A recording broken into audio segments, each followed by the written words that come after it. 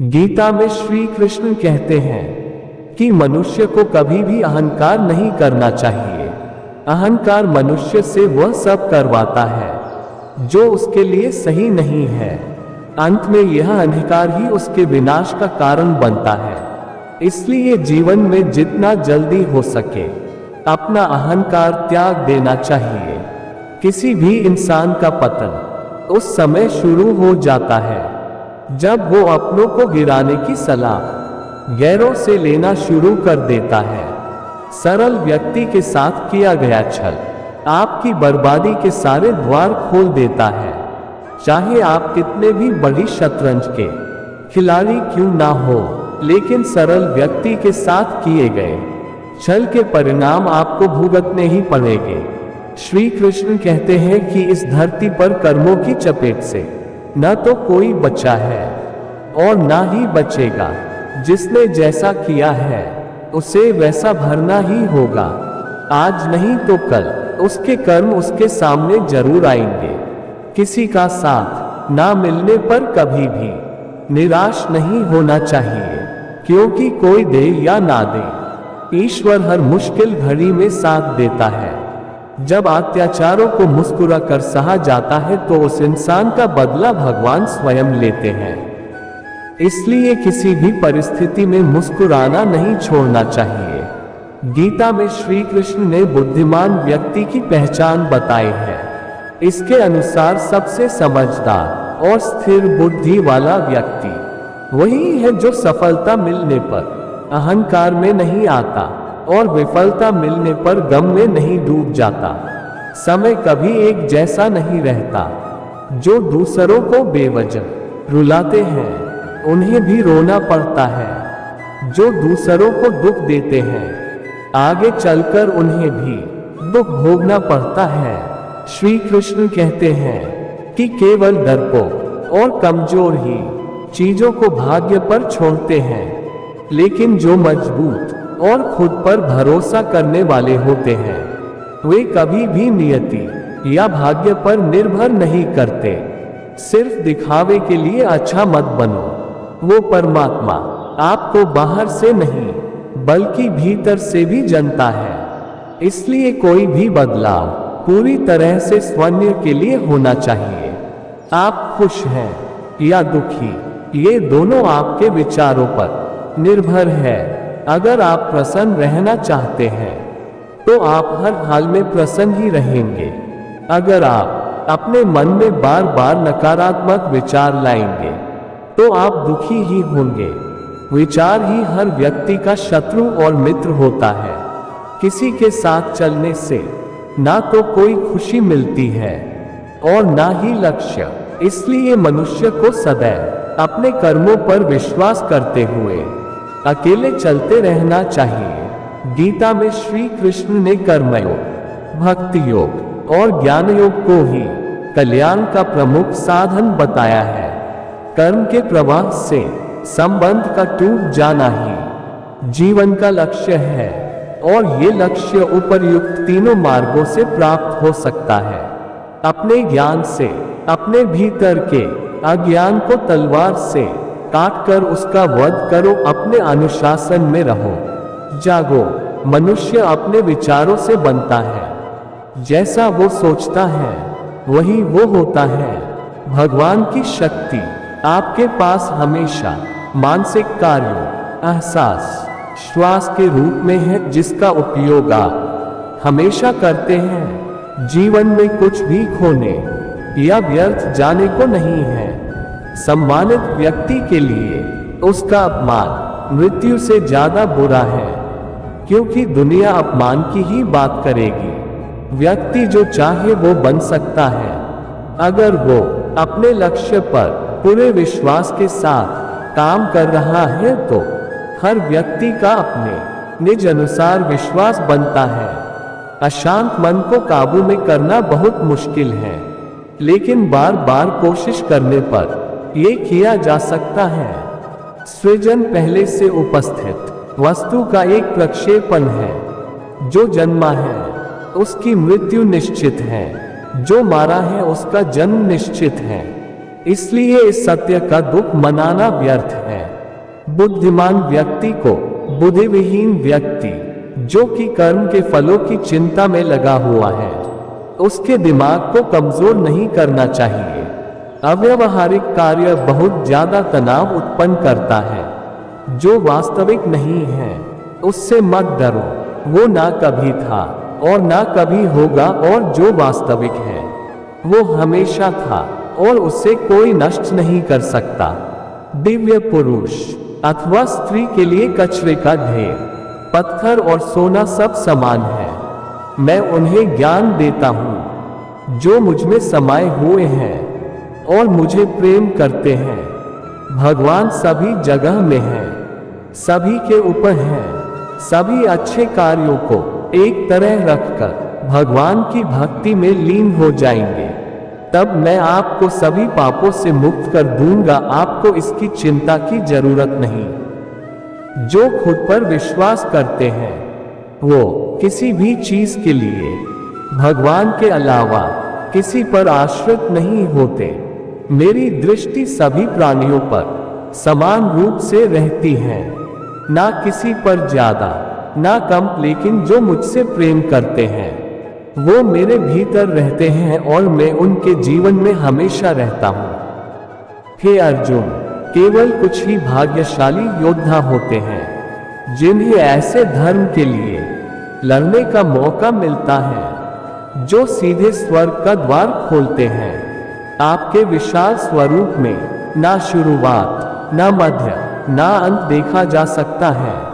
मेरी कृपा से जो मुझमें लीन होता है उसे तब आत्मीय संतोष मिलता है, भले ही उसने अपने सारे कर्म किए हो। किसी और का काम श्रद्धा से करने से कई गुना अच्छा है कि अपना कार्य पूरी लगन के साथ करें। विचार जो कि उत्पन्न होता है वह जब अधिक महत्वपूर्ण है, जब उसे विचार भाव से कार्य में बदला जाए, अर्थात कथनी को करनी में बदला जाए, तब कथनी का महत्व होता है। एक निष्ठाहीन अर्थात बुरा मित्र किसी जंगली जानवर से ज्यादा खतरनाक होता है, क्योंकि एक जंगली जानवर केवल आपके शरीर को नुकसान पहुंचा सकता है, जबकि एक बुरा दोस्त आपके दिमाग को आघात पहुंचा सकता है। शांति अंतकरण से आती है, उसे बिना मन से मत खोजो। समझने के लिए माफ करना जरूरी है। तुम खुद को अपने गुस्से के लिए सजा नहीं दोगे, अपितु तुम्हारा गुस्सा तुम्हें सजा देगा। वह व्यक्ति जो आक्रोशित विचारों से दूर रहता है वह शांति पा लेता है। आप कितने भी पवित्र शब्द पढ़े, कितने ही बोले, वह जब तक कामगार साबित नहीं होंगे जब तक आप उन्हें अपने में शामिल ना करें। हम अपने विचारों से अपने आप को आकार देते हैं। हम वही बनते हैं जो हम सोचते हैं। जब दिमाग शुद्ध होता है तब खुशियां परछाई की तरह साथ रहती हैं, वो कभी नहीं छोड़ती। तुम राह जब तक पार नहीं कर सकते, जब तक तुम खुद राह नहीं बनाते, किसी पर भी विश्वास मत करो। कोई फर्क नहीं पड़ता तुमने कहां से पढ़ा या किसने कहा, फर्क नहीं पड़ता। अगर मैंने भी यह कहा तब तक सहमत ना हो, जब तक तुम खुद अपने कारणों और अपने ज्ञान से इस बात पर यकीन नहीं करते। यहाँ कुछ भी इतना कष्टदायक नहीं है जितना कि शक करना। शक लोगों को अलग कर देता है। यह एक जहर है जो दोस्ती और सुखी रिश्तों को तोड़ देता है। यह एक कांटा है जो चिढ़ाता है, तकलीफ देता है। यह एक तलवार है जो मार देता है। सब पर समान दया का भाव रखो, चाहे गरीब हो या अमीर, सभी पीड़ित हैं। कुछ बहुत ज्यादा, कुछ बहुत कम। ये तीन सत्य सभी को सिखाओ: उदार दिल, सज्जन वाणी, सेवा भाव एवं करुणा, जो कि मानवता को नया आकार देते हैं।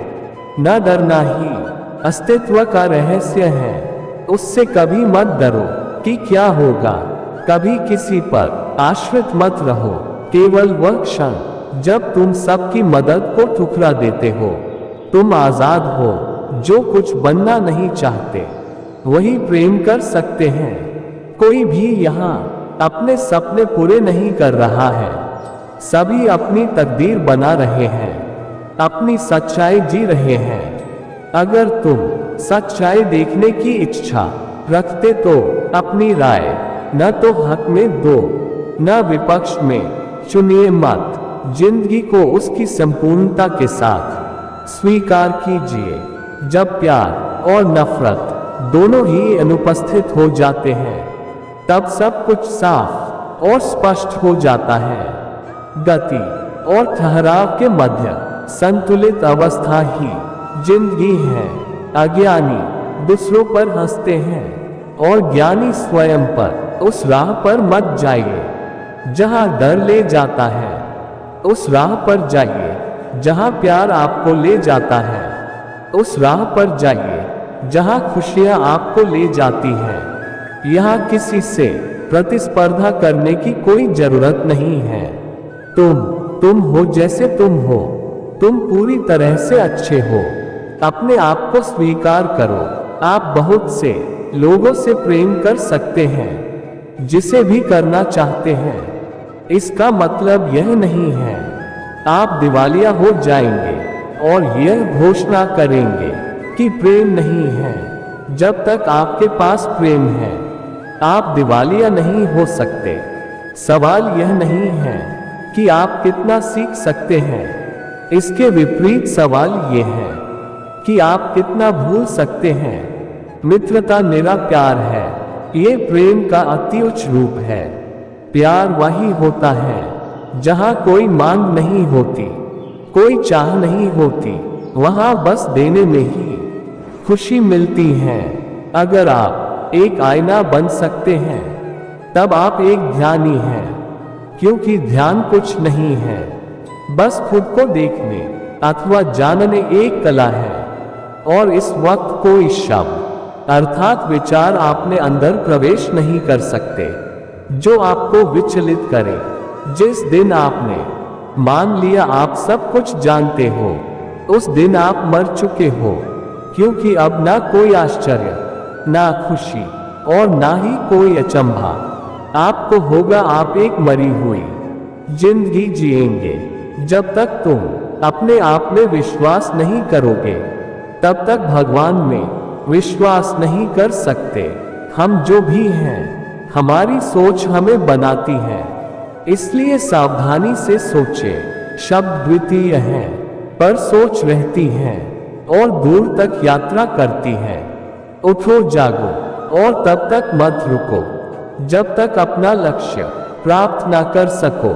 हम जितना बाहर आते हैं और जितना दूसरों का भला करते हैं, हमारा दिल उतना ही शुद्ध होता है और उसमें उतना ही भगवान का निवास होगा। जब एक सोच दिमाग में आती है, तो वह मानसिक और शारीरिक स्थिति में तब्दील हो जाती है।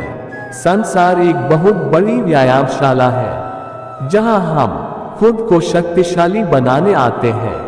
सच हजारों तरीके से कहा जा सकता है, तब भी उसका हर एक रूप सच ही है। ऐसा कभी नहीं सोचना चाहिए कि आत्मा के लिए कुछ भी असंभव है। ये सोचना ही सबसे गलत है। अगर यह पाप है, तो वही पाप है कि हम खुद को और दूसरों को कमजोर कह रहे हैं। ब्राह्मण की सारी शक्तियां हमारी हैं।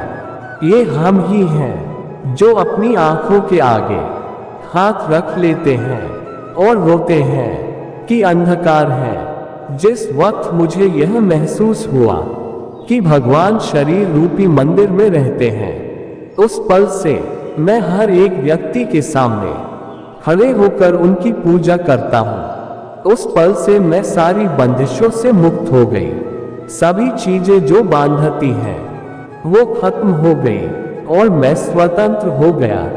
भगवान को अपने प्रिय की तरह पूजा जाना चाहिए। ये पूजा आज के और अगले जीवन से बढ़कर होनी चाहिए। बाहरी स्वभाव आंतरिक स्वभाव का बड़ा रूप है। जैसे अलग अलग धाराएं अलग अलग जगह से आती हैं, पर सभी एक सागर में मिल जाती हैं। उसी तरह भिन्न भिन्न विचारों के लोग, भले सही हो या गलत, सभी भगवान के पास जाते हैं।